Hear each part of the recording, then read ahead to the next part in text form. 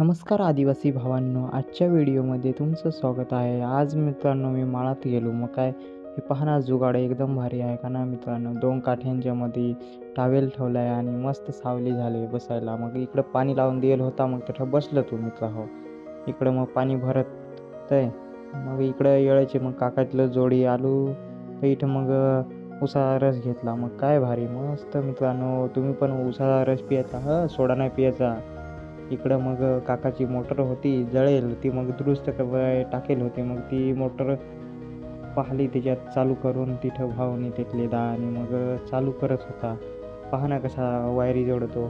त्याने मग चेक करून पाहिली की चालते का नाही. तर मग मोटर चालली. मग